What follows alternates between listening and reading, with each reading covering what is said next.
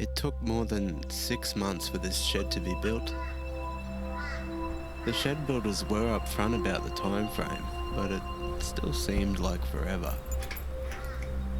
I've been itching to get it done so that we could make room underneath the house, which has been stuffed with our tools and extra bits and pieces since we moved in last year.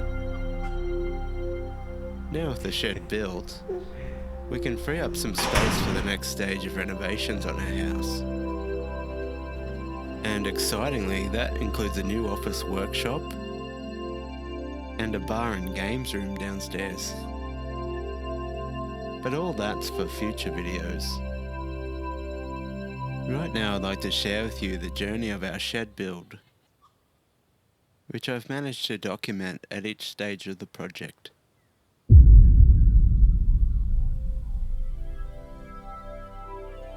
We had this cool mango tree in the backyard, which we weren't that keen to get rid of. But no matter where we positioned the shed, it unfortunately would just be in the way. So it had to go. The tree removal crew made short work of it, and we had the stump taken out too, so it wouldn't rot away under the shed slab and create a void that would probably weaken the concrete over time.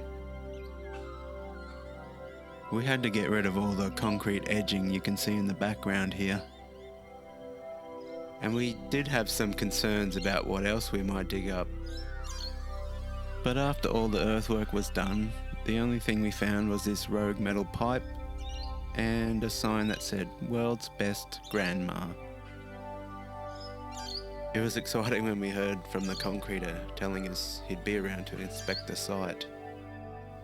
Andrew was decent enough to organise the earth moving for us for a good price. We'll need the Bobcat man back soon actually. We need a ramp so we can park the cars in the shed.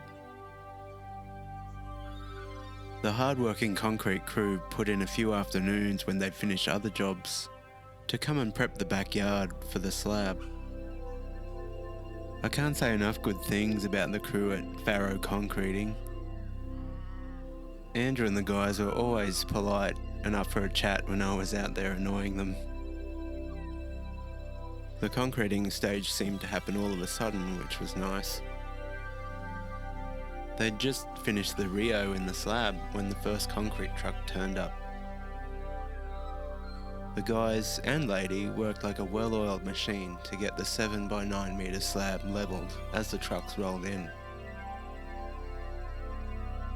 I feel that I should mention why we'd want to have a shed in the first place. I guess the first reason, as you may have noticed before, is that we could use the extra storage space. It's all a bit claustrophobic under the house at the moment. For the next stage of the house renovations, we'll need to replace some of the flooring upstairs at the front of the house since it has some rot in it.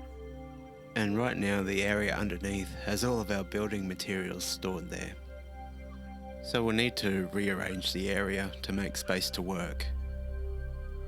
The family truckster and my project car will end up being stored in the shed. The Colorado's paintwork is suffering from being outside under the jacaranda tree. Before we move anything in there though, I'm going to take the opportunity while the shed is empty to lay down an epoxy coating on the floor. I want to make the shed a nice place to work and be a nice looking backdrop for future design and build videos. You're watching it.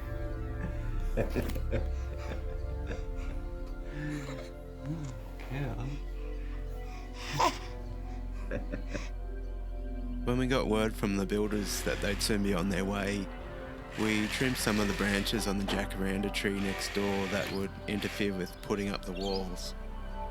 I can see future problems with the gutters filling up with leaves from that tree, so we'll need to do something about that. Our builder Grant was definitely from the land down under. He was 6'4" and full of muscle. He arrived bright and early to get the slab ready for the tie-down bolts. When the other guys arrived, it wasn't too long before the first wall was up. It was smart of them to cloud the walls before standing them, since the shed is only half a metre from the side boundary and 300mm from the rear. In no time, they had the rest of the walls up and had run the roof battens. They would have had it finished in one day, but they were missing a piece of cladding on this end wall. But once the final piece was delivered, the guys turned up again and had it finished by Smoko. We chose a colour scheme that we will eventually match on our house, and the cladding matches the house's existing weatherboards. The red roof wasn't really our first choice, but the roof of the house was recently replaced, so there was no point changing it. The red's really growing on me though. I can't tell you enough how good it felt to drive into the yard and see this beauty standing there. So what's next, you're probably asking. The first step will be to clean up this floor and get that epoxy coating on it. Living in Brisbane, I think it's a must to have insulation, at least in the ceiling and the north-facing wall, but I think I'll just do the whole lot. I plan to partition the single door side of the shed with a stud wall and build a mezzanine above that would store anything we don't use too often.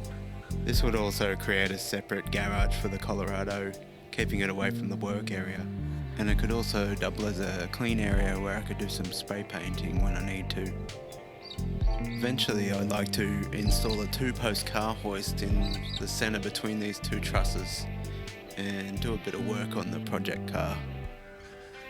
Of course, I'll be documenting the whole process, so come back again if you want to see how it's all going.